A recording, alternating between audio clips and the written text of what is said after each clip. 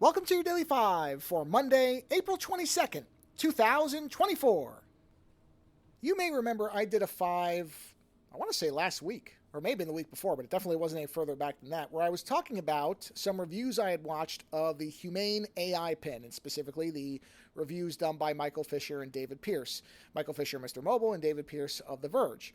And I had said that, paradoxically, I was more interested in this device based on their negative reviews than I had been on the marketing materials that the company had released. But nonetheless, they were negative reviews that point out that the device worked less than half the time based on what they were trying to do with it. But their aspirational ideas of what it could do were the exciting part. And I had said, well, maybe in version 2, version 3, this will be something I would actually be interested in.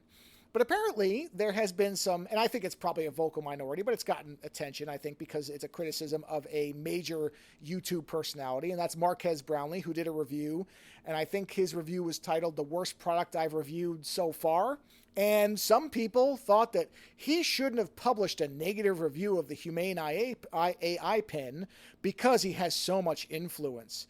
So apparently, because he commands such a large amount of attention and has such a large audience, he really shouldn't be reviewing things unless, I guess, he's going to be positive about it because it could negatively impact the company.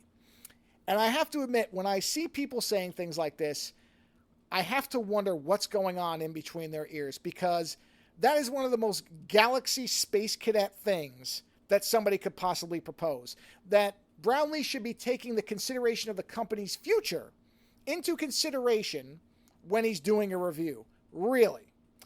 You know, generally when reviewers are considering the company's feelings when they do a review, that's called being a shill for a company. That's not objective reviews, which of course don't really exist. Everybody has their biases. But when you are doing things like submitting a review to a company or asking for their input or making sure it's not going to hurt their feelings, those are exactly the reviews that I think that most people should immediately discard.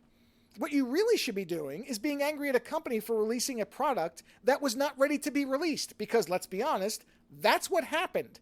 This was not released to invite-only testers. This wasn't a beta program. People didn't opt in with the understanding that the product might not work a lot of the time, which would be perfectly reasonable. That's how you can do stress tests on device or software or whatever. You invite a small group and say, hey, look, this thing may not work, but we are going to help us iron out the kinks. We'll figure out where the defects are, and we will keep revving this thing until we feel that most people could just buy it and expect it to work most or all the time. Ideally all the time, but let's be honest, most of the time is what we usually get. Instead, this thing is $700, $800, whatever it is, plus a monthly subscription of $24 to not work most of the time? Really? Interesting. That's a hell of a business model, and people are angry at Marques Brownlee for criticizing a device that doesn't work, that costs $800 with a subscription, and that's what people are upset. Somebody called it unethical because of how it could impact the space in the company. Here again, I sit here and wonder to myself, why are these people so loyal to a company producing a product that isn't working properly? I just do not understand this. And it really doesn't even matter whether you like Brownlee's videos or not. This really doesn't even have to do with the style. There's no indication that he did anything actually unethical. He didn't receive any compensation we're aware of. He wasn't, being paid by a rival company to play up their product in the face of this one. Nobody has pointed out anything that could be actually construed as really unethical. These people are saying something is wrong because it's not defending a product or a product space they happen to believe in. That's not what unethical is. That's you wanting something to be better than it is. And I understand the disappointment, especially if you spent a bunch of money on this thing, but that doesn't mean that people have to start tailoring their reviews so that they can hopefully prop up the company, assuming that they'll make a version 2 or 3 that's actually any better, which we have no evidence of. The company themselves didn't seem to have a problem with Brownlee's review, but these people do. Again, likely a very vocal minority, not most people who understand how reviews are supposed to work and what reviews we should be valuing, which are not the ones where a company has input on them. But I just wanted to reinforce that these people are they're angry at the wrong target.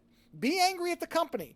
They released something that could damage the space. Not Brownlee, he just reviewed it. So if you want to be angry, I think maybe direct that anger over to Humane. Anyway, just my take on it. Later.